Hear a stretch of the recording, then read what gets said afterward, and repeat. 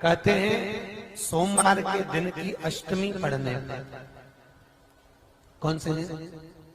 सोमवार के दिन कौन सी तिथि? जम के बोलो, अष्टमी। सोमवार के दिन अगर अष्टमी तिथि पड़े और उस दिन अगर 5 बेलपत्र भगवान शिव को समर्पित कर दी जाए तो व्यक्ति जो सोचकर, जिस कामना से, जिस मनवांछित फल के लिए बेलपत्र चढ़ाता है, उसकी वो कामना मात्र 3 महीने में पूरी हो जाती है। मात्र 3 महीने। एक बात बहुत सुंदर है, ध्यान रखिएगा थोड़ा सा। कभी अगर मौका लगे, सोमवार की अष्टमी पड़ जाए, क्या पड़ जाए सोमवार की? जम के बोलो जरा, अष्टमी। या तो सोमवार की अष्टमी पड़ जाए, या हर महीने शिवरात्रि आती है, हर महीने आती है, या तो सोमवार की अष्टमी पड़ जाए या फिर सोमवार की शिवरात्रि पड़ जाए, हर महीने आती है। प्रयास करना कहीं से देसी गाय का दूध मिल जाए, थोड़ा सा दूध देसी गाय का मिल जाए, थोड़ा सा दूध देसी गाय का, थोड़ा सा दूध अगर प्राप्त हो जाए, बेलपत्री के पत्ते से दूध कटोरी में लेकर, मात्र बेलपत्री के पत्रे से एक एक बूंद, अगर दूध आप एक बूंद अगर ज्यादा ना मिला हो, 1 चम्मच भी अगर आपको दूध देसी गाय का मिल गया हो, और सोमवार की अष्टमी पड़ जाए या सोमवार की, जम के बोलो, शिवरात्रि पड़ जाए, उसमें केवल अगर देसी गाय का दूध मिल जाए, जर्सी गाय का नहीं हो, देसी गाय का अगर दूध मिल जाए, बेलपत्री के पत्ते से, तुम्हारे घर के अंदर अगर शिवलिंग है या मंदिर में शिवलिंग है या तुम्हारे नजदीक में कोई शिवलिंग है, उस पर बूंद बूंद, एक एक बूंद अगर शिवलिंग पर दूध समर्पित कर रहे हो, श्री शिवाय नमस्तुभ्यम, नमः शिवाय, या षडाक्षर मंत्र ओम नमः शिवाय, या 33 अक्षर का मंत्र महामृत्युंजय मंत्र, इसका स्मरण कर कर शिव जी पर देसी गाय का दूध समर्पित कर कर इस बेलपत्री को अशोक सुंदरी वाली जगह पर अगर आप समर्पित कर देते हैं, फिर आप जिस भी चीज के लिए अप्लाई करें, मेरा देवाधिदेव महादेव आपका हाथ पकड़कर खींचकर आगे बढ़ा ही दे। मेहनत करना, कर्म पूरा करना, पढ़ाई अच्छी करना, और पढ़ाई के साथ में विद्या अध्ययन करने के साथ में, अच्छी मेहनत के साथ में देसी गाय का दूध भगवान शंकर को समर्पित करना, भगवान शंकर को समर्पित करना, देसी गाय का दूध धीरे धीरे धीरे धीरे समर्पित करना, भावों के साथ आप समर्पित करें। देसी गाय का दूध एक एक बूंद समर्पित करिए, धीरे धीरे समर्पित करो। और देसी गाय का दूध जब धीरे धीरे समर्पित करें, बड़े रास्ते से, आनंद से धीरे धीरे जब आप समर्पित करेंगे, बेलपत्री वही दूध में सनी हुई बेलपत्र अशोक सुंदरी वाली जगह पर, उस समय पर डंडी का भाग शिवलिंग की ओर नहीं होना चाहिए, उस समय पर डंडी का भाग जहां से पानी बहकर जाता है अशोक सुंदरी की ओर से, वहां पर होना चाहिए। कार्य में सफलता मिलती ही है। शिव तत्व को धारण करें। सोमवार की अष्टमी का मतलब आपको इंदौर की कथा में बताया था, जिस दिन शंकर और पार्वती के मिलन का दिवस हो, और केवल एक माता पार्वती के अकेले मिलन का नहीं, 64 योगनिया तक भगवान शंकर से मिलने के लिए आती है। पीला चंदन लगा लेना। कितना लगाना है? बीच वाला जो पत्ता है उस पर पीला चंदन। जब आपको लगे कि मेरा जीवन बहुत कष्टमय है, अब ये रोग, अब ये कष्ट दूर ही नहीं हो रहा, अब ये आए दिन तकलीफ पर तकलीफ बढ़ती जा रही है, आए दिन रोग, बीमारी, पैसा घर में बच नहीं रहा, बहुत कष्टमय जीवन है, इसमें लगाओ पीला चंदन बेलपत्री की बीज पत्ती पर। महाराज, और बीज पत्ती पर जब चंदन लग जाए, लगने के बाद में ये दोनों पत्ती पर लाल चंदन लगा लीजिए।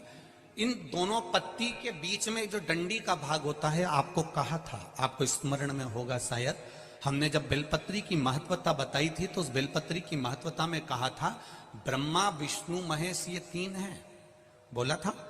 बीच में ये बड़ी पत्ती से लेकर जो 2 पत्तियां होती हैं, इनके बीच में जो जगह बचती है, इसमें मां पार्वती के 64 योगनियां, मां पार्वती अपनी पूर्ण सिद्धि के साथ में जितनी भी देवी के स्वरूप हैं, वो माता 64 योगनियां देवी के स्वरूप में यहां पर विराजमान होती हैं।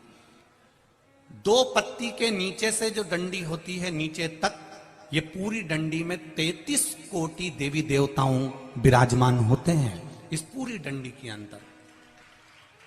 तो ये बीच वाली पत्ती है, ये जो बीच वाली पत्ती का जो भाग होता है, इस पत्ती के भाग में शहद का प्रयोग कर कर, यहां पीला चंदन, लाल चंदन, शहद का प्रयोग कर कर, इसी तरह से पकड़कर ये बेलपत्री की जो डंडी है वो अशुक सुंदरी पर जब आप समर्पित करें तो जहां से जल बहता है उस ओर पर इस पत्ती को चढ़ाकर केवल आपके हृदय की बात कहकर देव अधिदेव महादेव से कोई भी शिव जी का मंत्र, पंचाक्षर नमः शिवाय, षडाक्षर ओम नमः शिवाय, श्री शिवाय नमस्तुभ्यम, या महामृत्युंजय मंत्र, जो शिव का मंत्र हो आपके पास में, उसको बोलते हुए देवाधिदेव महादेव को धीरे धीरे जल की धार चढ़ाना प्रारंभ करो।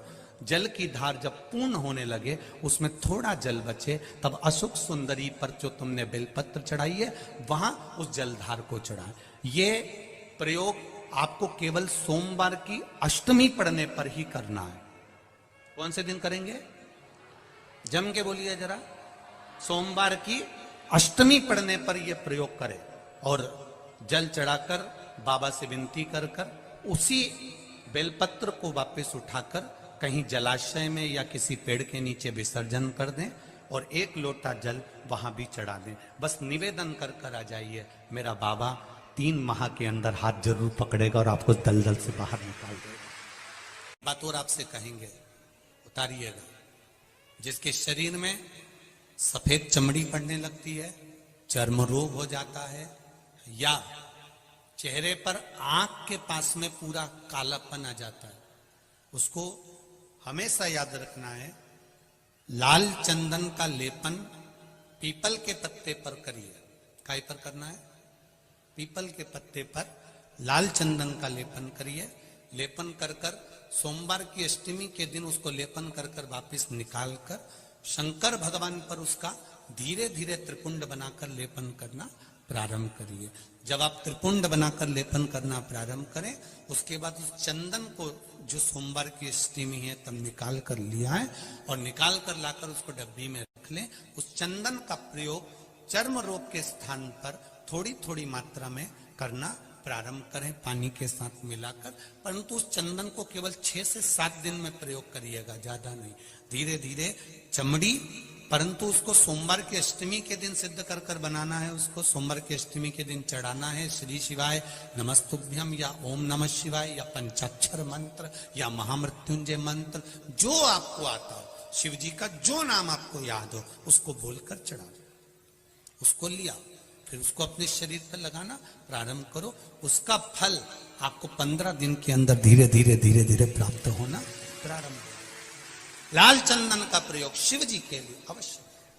सोमवार के अष्टमी के दिन अशोक सुंदरी वाली जगह, सबको मालूम है ना अशोक सुंदरी की जगह, अशोक सुंदरी वाली जगह पर 7 हल्दी की बिंदी रख दी जाए। लड़का लड़की जिसका विवाह नहीं हुआ उसका हाथ रख दिया जाए और वही हाथ के छापे पीपल के वृक्ष पर 5 लगा दिए जाएं। महाराज 3 महीने में उसका विवाह पक्का हो जाता है। सोमवार की अष्टमी का इतना भाव है, सहज नहीं है। सोमवार की अष्टमी शिव और आद्य शक्ति का मिलन है। सोमवार की अष्टमी नहीं मिल रही हो, बहुत तकलीफ हो, 7 बेलपत्री केसर को घिसकर चंदन बनाकर बेलपत्री पर बीच वाली पत्ती पर ओम लिखना है। दोनों पत्तियों पर भी एक आद्य शक्ति जगदम्बा के नाम की केसर की बिंदी लगाना है, दूसरे में श्री गणेश रिद्धि सिद्धि के नाम की बिंदी लगाना है। शिव जी पर समर्पित करते जाना, शंकर को चढ़ाते जाओ। सोमवार की अष्टमी के दिन भगवान शंकर को बेलपत्र समर्पित जरूर करना चाहिए। वो भी शाम के समय पर। आप लोग तो जानते होंगे कि सोमवार की जो अष्टमी होती है शंकर और पार्वती के मिलन का दिन होता है। किसके मिलन का है? जम के बोलिए। शिव और पार्वती के मिलन का दिन होता है सोमवार की अष्टमी का दिन। सोमवार की अष्टमी पड़ने वाले दिन अगर बेलपत्र पर केसर का भाग लगाकर, ओम लिखकर केसर का ही तिलक लगाकर मां आदिशक्ति गणेश जी रिद्धि सिद्धि के नाम से 7 बेलपत्र शिव को समर्पित कर लाल वस्त्र में उसको बांधकर, जिसका व्यापार व्यवसाय या नौकरी सर्विस नहीं हो, बहुत कष्ट चल रहा हो, बहुत जिंदगी में दुख चल रहा हो, उसको 2-1 महीना रख कर देखो, बाबा लाइन लगा देगा आपकी संपदा की ओर, आपका हाथ पकड़ देगा। सोमवार की अष्टमी शिव को रिझाने की होती है, भगवान शंकर को मनाने के नीचे गिरता है। प्रत्येक शिवलिंग के सामने एक मोटी सी लाइन होगी, उस मोटी सी जो लाइन है अशोक सुंदरी, वहां पर जो 31 बेलपत्र लेकर गए हो अपनी कामना कर पीला चंदन लाल चंदन लगाकर उस पर समर्पित करते जाओ। उसकी डंडी जहां से पानी बहता है उस ओर होना चाहिए। आप निवेदन कर देखो, एक सोमवार की अष्टमी पर कर देखना, दूसरी सोमवार की अष्टमी आएगी, अपने आप आपका काम हो गया होगा। बाबा से निवेदन तो करो, क्यों भटक रहे? भोला सब दुख काटो। घर में अगर कोई व्यक्ति बीमार पड़ा है, घुटने दुख रहे हो, कमर दुख रही हो, पीठ दुख रही हो, कंधा दुख रहा हो, सिर दुखता रहता हो, आंखों में जलन रहती हो, कोई भी तकलीफ रहती हो, तो सीधी सीधी शिव पुराण कहती है सोमवार के दिन की अष्टमी। कौन से दिन की? सोमवार के दिन अगर अष्टमी पड़ जाए, अष्टमी तिथि, तो 14 दाने चने की दाल के लेकर सोमवार की अष्टमी के दिन उस व्यक्ति पे से 14 बार उतारकर शंकर जी का नाम लेकर शंकर जी के मंदिर में शिव जी पे चढ़ा दो, उस व्यक्ति को शारीरिक कष्ट बंद हो जाएगा।